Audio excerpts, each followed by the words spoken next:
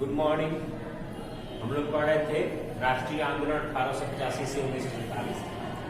इसमें पिछले वीडियो में हमने दांडी मार्च के बारे में पढ़ा कि भारत के महात्मा गांधी अपने 79 यानी 79 अनुयायियों के साथ, साथियों के साथ वो साबरमती आश्रम से दांडी तक की यात्रा की और उन्होंने दांडी में पहुंचकर वहां पर नमक बनाकर कानून का उल्लंघन किया। यानी नमक बनाने का जो कानून था अंग्रेजों के द्वारा, समुद्र से नमक बनाने का जो कानून उन्होंने पारित किया था उसका उन्होंने उल्लंघन किया, उसका उन्होंने विरोध किया और उसके लिए उन्होंने आंदोलन किया। अब था भारत छोड़ो आंदोलन। द्वितीय विश्व युद्ध में जो स्थिति थी उसको महात्मा गांधियों ने, उस स्थिति को देखते हुए महात्मा गांधियों ने 1939 से 1945 तक द्वितीय विश्व युद्ध चला था और द्वितीय विश्व युद्ध में जिस प्रकार की परिस्थिति सामने आई उसको देखते हुए महात्मा गांधी ने अंग्रेजों को भारत छोड़ने की चेतावनी दी। हालांकि अपने उन्होंने अधिवेशन में, बंबई के ग्वालियर टैंक के अधिवेशन में उन्होंने अहिंसक आंदोलन करने का प्रयास किया था, लेकिन उसके बावजूद भी परिस्थिति को देखते हुए उन्होंने भारत की जनता को करो या मरो का नारा दिया था, करो या मरो का नारा दिया था। इसके लिए जो भी आंदोलन हुआ उसमें बहुत सारे विद्यार्थियों, महिलाओं और भी लोगों को दमनकारी कानून अपनाते हुए अंग्रेजों ने इन बहुत सारे लोगों को जेल में डाल दिया था। और धीरे धीरे जैसे जैसे आंदोलन उग्र होते चले गए तो उन्होंने क्या किया, कांग्रेस के बड़े बड़े राष्ट्रवादी नेता, जिसमें महात्मा गांधी भी थे, महात्मा गांधी, जवाहरलाल नेहरू और भी बहुत सारे ऐसे नेता थे जिनको अंग्रेजों ने जेल में डाल दिया। और उनके जेल में जाने के बाद जनता और भी उग्र हो गई। यानी जनता में पहले जो आंदोलन था उसमें कुछ खास लोग रहते थे, लेकिन उसके बाद के आंदोलनों में विद्यार्थी, महिलाएं भी शामिल हो गई थी और लोग भी शामिल हो गए थे। बड़ा जनसमूह हो गया था और उस जनसमूह का एक बड़ा आंदोलन का रूप ले लिया था और जब इनकी गिरफ्तारी हुई तो वो आंदोलन और उग्र हो गया। और इसके लिए हालांकि अंग्रेजी सरकार ने 90,000 लोगों को जेल में डाल दिया। इसके लिए उन्होंने कितने लोगों को फांसी चढ़ा दी, कितने लोगों को गोली मार दी गई।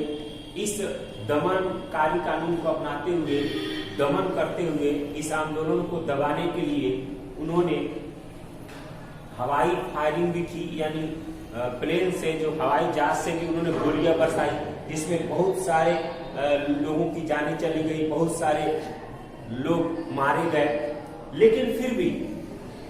लेकिन उसके बाद फिर भी इस आंदोलन को वो दबाने में असफल रहे और ये आंदोलन उनको कहीं ना कहीं झुकने पर उनको मजबूर कर दिया।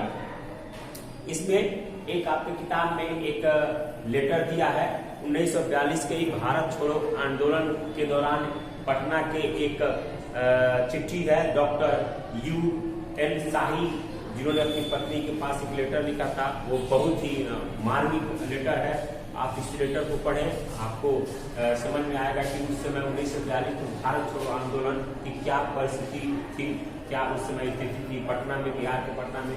क्योंकि बिहार का जो पटना है वो उससे अछूता नहीं था, यहाँ भी भारत छोड़ो आंदोलन की बात चल रही थी। और 8 अगस्त को भारत छोड़ो आंदोलन पारित होने के बाद, वो जो प्रस्ताव था वो पारित होने के बाद अगले दिन पटना के जिलाधिकारी W.C. आर्चर ने राजेंद्र प्रसाद को गिरफ्तार कर लिया। यानी पटना में W.C. आर्चर जो थे यहाँ के जिलाधिकारी, जिसको हम DM बोलते थे उस समय, इस समय उन्होंने डॉक्टर राजेंद्र प्रसाद को घेर लिया, यानी उन्होंने गिरफ्तार कर लिया। उसी के विरोध में 11 अगस्त को विद्यार्थियों का एक बहुत बड़ा जुलूस सचिवालय भवन के सामने विधानमंडल के भवन पर राष्ट्रीय झंडा फहराने का प्रयास किया गया। यानी उसी के विरोध में 11 अगस्त को एक विद्यार्थियों का बहुत बड़ा समूह उन्होंने विधान भवन पे, विधान जो सभा है उसके भवन पे उन्होंने एक बहुत बड़ा झंडा फहराने का प्रयास किया गया। अधिकारियों के आदेश पर पुलिस फायरिंग में 7 छात्र मारे गए। यानी जो अधिकारी ने आदेश दिया कि इन पर गोलियां चलाई जाए, जब गोलियां चलाई गई तो उसमें 7 छात्र मारे गए और कई सारे छात्र घायल हो गए। मरने वाले छात्रों में उमाकांत सिंह, रमाकांत सिंह, सतीश प्रसाद झा, देवीपत चौधरी, राजेंद्र सिंह, राम गोविंद सिंह तथा जगपति कुमार थे।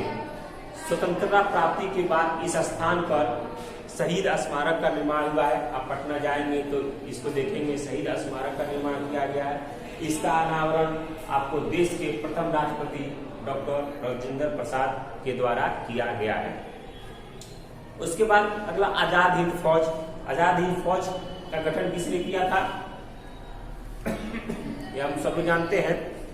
1942 में जब भारत छोड़ो आंदोलन अपने चरमोत्कर्ष पर था, अपने चरम सीमा पे था, तब भारत की सीमाओं से बाहर, यानी भारत से बाहर भी जय हिंद और दिल्ली चलो की आवाज गूंज उठी थी। यानी भारत से बाहर भी इस तरह की बात हो चुकी थी।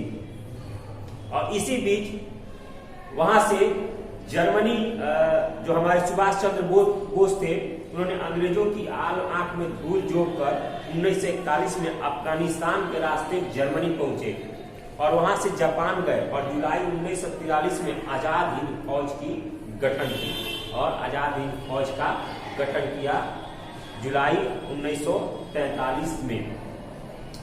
इसकी बागडोर संभालने के बाद अगस्त 1943 में नेताजी ने आजाद हिंद सरकार की स्थापना की और इसका जो आवाज थी वो आपको इम्फाल तक पहुंच चुकी थी। यानी भारत की लगभग 250 वर्ग मील जमीन को आजाद करा लिया, लेकिन कई कारणों से अंग्रेजों को इसमें पीछे हटना पड़ा। बहुत सारे आजाद हिंद फौज द्वारा जो सुभाष चंद्र बोस ने गठित की आजाद हिंद फौज, उसके नेतृत्व में बहुत सारे आंदोलन किए गए, बहुत सारे जमीनों को छुटकारा लिया गया, लेकिन उसके बावजूद भी बहुत सारे कारणों से, बहुत सारे अंग्रेजों के दमनकारी कानून से पीछे हटना पड़ा सुभाष चंद्र बोस को। आपके किताब में एक सुभाष चंद्र बोस का आजाद हिंद फौज का एक लिखा हुआ गीत है जो बहुत ही बढ़िया है, बहुत ही खूबसूरत है। उसको आप लोग पढ़ सकते हैं, उसको आप देख सकते हैं। तो आज के वीडियो में इतना ही। अगले वीडियो में हम कुछ और नई जानकारियों के साथ मिलेंगे, कुछ और नए आपके टॉपिक्स हैं किताब में, उसकी जानकारियों के साथ हम अगले वीडियो में मिलेंगे। अगले वीडियो वाला जो चैप्टर आपको है, आप किताब से पढ़ के, ताकि आपको ज्यादा समझ में आए। तो अगले वीडियो में हम लोग मिलेंगे। धन्यवाद।